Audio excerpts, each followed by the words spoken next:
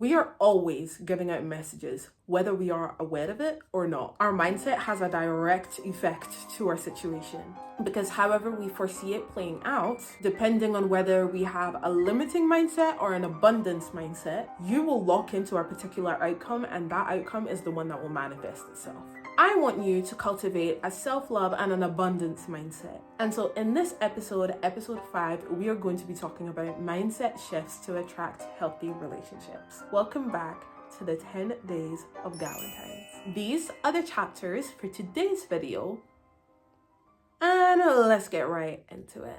Mindset shifts are so important because the way that you think directly impacts the type of things that you will interact with and the quality of things that you will interact with. And so the first mindset shift that I want you to make is I need somebody to complete me to I am already whole. Why do you believe that you were put on this earth half complete? You think that you were only put on here to be so-and-so's best friend? So-and-so's ghetto friend? What about you? They get to be whole, but you don't. You're just an accessory to other people. That's what you were put on here for. A relationship, whether platonic or romantic, is supposed to be an addition to an already whole or in progress you. The mindset of I need somebody to complete me is not a hot mindset to be in. Because with that kind of mindset, you start settling for relationships and for friendships that don't serve you. You become codependent on this friend or this partner. You literally can't live without them when you have that kind of mindset. With you making friends, with you having romantic partners, you are supposed to complement each other. You are not supposed to fill each other's voids. That's not hot. High standards, high quality life. We don't just fill the void in our lives with whatever. We fill it with what grows us, with what betters us, and with what we love. Your hobbies, your interests, the things that you like. Once you see things that way, you will no longer settle for relationships with people that disrespect you. And the people that will start to come into your life are those that support you and respect you. The next mindset shift that we are going to be talking about is I need to be perfect to be loved to I am enough as I am. I want you to imagine this, right? Think about it as I'm saying it. Imagine going to your younger self, okay? Your younger self, she's 10, 12, 13 maybe. And you go up to her and you're like, can you come here for a sec? Can you come here for a sec? And you're like, oh my gosh, baby, good news? Good news. We actually have friends now. We have friends now and we have a boyfriend. Go us. People like us in the future. Yay. Go us. Slight little catch though. Slight little catch. You're saying all of this to your younger self, by the way. Your 10-year-old self, by the way. Your 12-year-old self, by the way. Slight catch. We just have to prove why they shouldn't get rid of us every single day. Hear me out. We need to make sure that they never see any of our flaws. Ever. Why?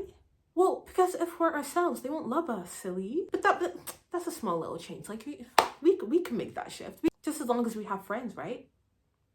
As long as we have a partner, right? Being ourselves is not enough. I need you to remember that. What a crazy thing to say to 10-year-old you, to 12-year-old you. When you think like that, when you think I need to be perfect, if I'm not perfect, I will never be loved, you will then attract friendships and relationships with people that require you to constantly prove your worth. Those kinds of relationships will destroy your self-esteem, will destroy your confidence, make you a lot more insecure than you already are, and will burn you out. When you make that mindset shift from I need to be perfect to be loved to I'm enough as I am, you start your self-acceptance journey. You begin to have compassion for yourself and you start to recognize that the goal is not to be perfect, but the goal is growth. Stop trying to prove yourself all the time. Stop trying to prove.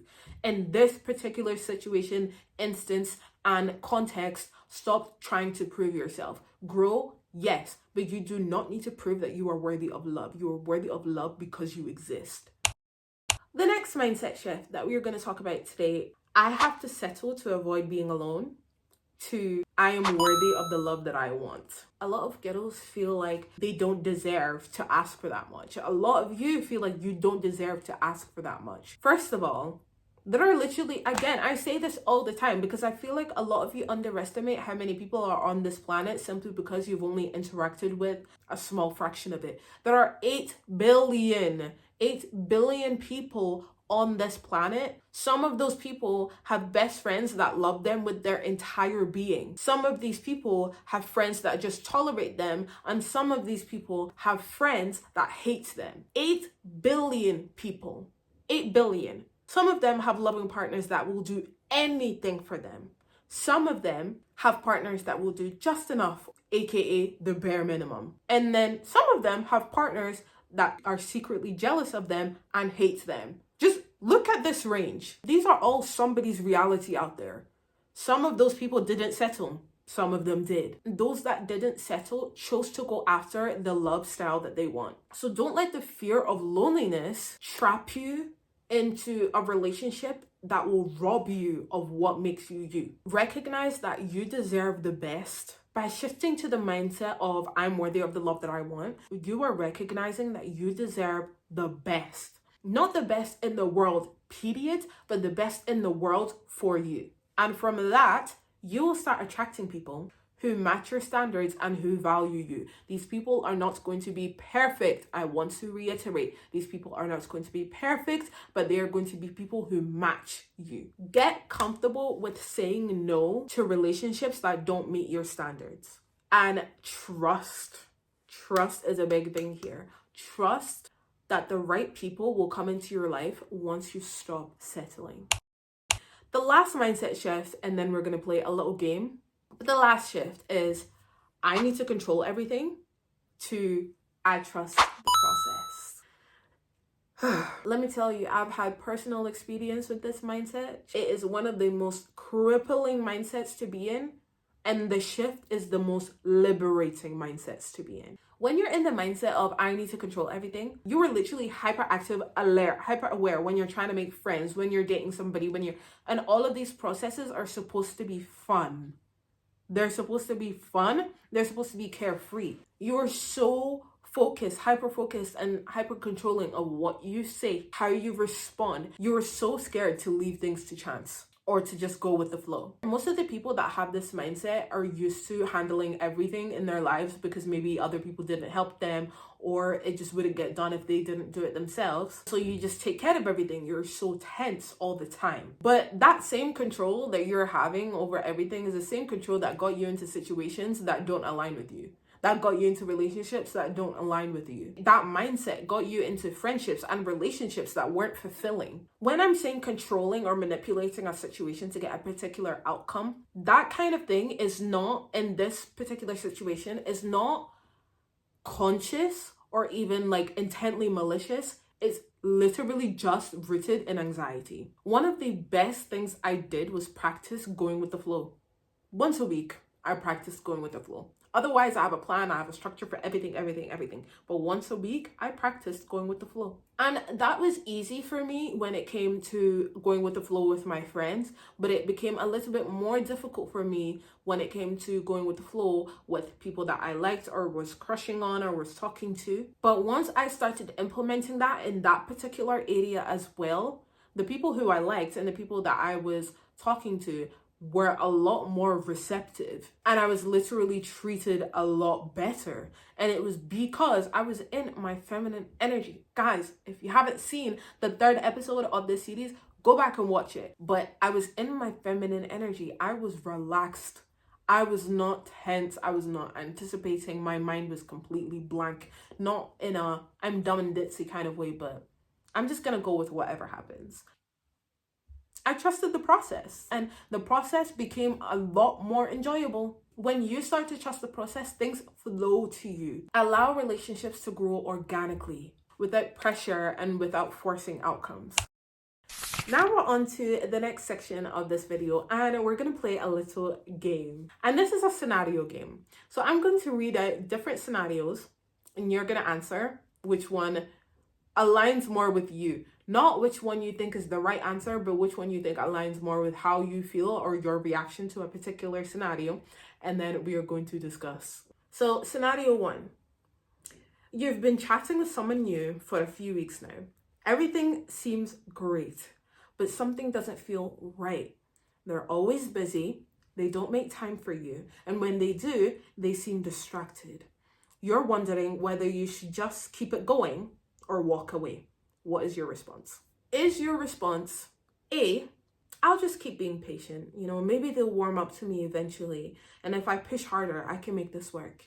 Or B, if they're not willing to meet my needs and give me the attention that I deserve and value me, this isn't the right relationship for me. The right answer is B. Some of you might be confused as to why this is the right answer. So let me just explain very quickly. This is the right answer because settling for relationships or friendships that don't serve you is a form of self-sabotage.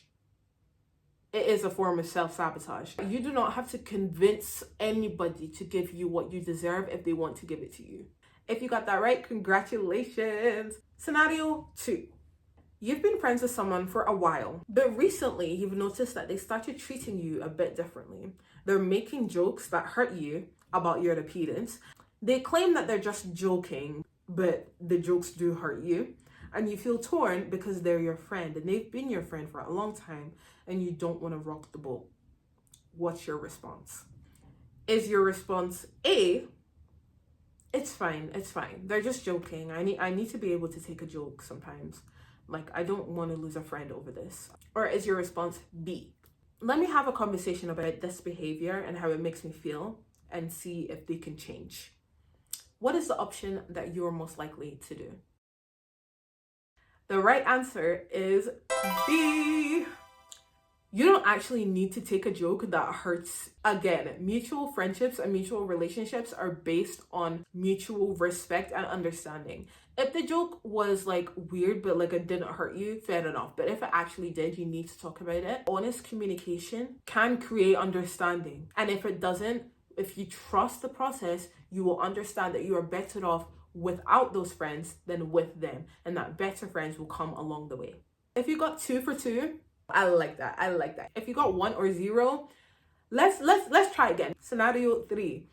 You meet someone who checks off almost all your ideal partner boxes, but they have a few minor red flags. They don't communicate well, have some trust issues, and don't make you feel emotionally safe. You like them a lot, like a lot, but you're starting to doubt whether you are asking for too much by wanting a relationship that's emotionally fulfilling. What is your response? Is your response A, I'm probably being too picky. I should just accept the flaws, like no one is perfect? Or is your option B, it's okay to want emotional safety and clear communication, and I want emotional safety and clear communication. If this person isn't meeting those needs, I'm not settling. Remember, choose what you would most likely do, not what sounds like the right answer. The right answer is B. Okay, it's okay to want emotional safety and clear communication. If this person isn't meeting those needs, I'm not settling. Setting standards is not about being picky. It's about recognizing your worth and what you deserve, and also understanding that you don't need to compromise your core needs for the sake of avoiding loneliness or being lonely. The right person will meet your emotional and communication needs naturally. Naturally. Do not settle for less than what you deserve. Do not do that, because by you doing that, you are teaching other people that your worth and what you want is negotiable, and that no is no. When you set your boundaries and when you stick to your standards, you invite better quality people, better quality relationships into your life. So that's the end of the game. If you got 3 out of 3, well done. I'm so proud of you, and your healthy relationships are right around the corner. If you got 2 out of 3, you're so close. You're so close. A little bit more work on shifting your mindset and you'll be there. And if you got 1 or 0, just watch this video again. Now on to the homework chapter of this video, where I'm going to be giving you guys practical tips to implement this week so that you can start shifting your mind already, shifting your mindset already. The first thing that you're going to do is you're going to create a flaw love list. You're going to write down 3 things about yourself that you think are flaws. And beside each flaw, write down something you love about that flaw. So for example, if one of your flaws is that you were always late, the thing that you could write down about it that makes it a positive thing is the fact that you take your time through life and you don't rush things. And because you don't rush things, you are a lot more present when you show up and less frazzled. The second task is practice saying no with love. Over the week or over the next few weeks or whatever, when somebody asks you to do something that doesn't align with your values or standards, practice saying no kindly. For example, I appreciate the invitation, but I think I'm going to pass this time. Thank you for understanding. That's it. And the last homework task that I want you guys to do is to rewire your inner dialogue.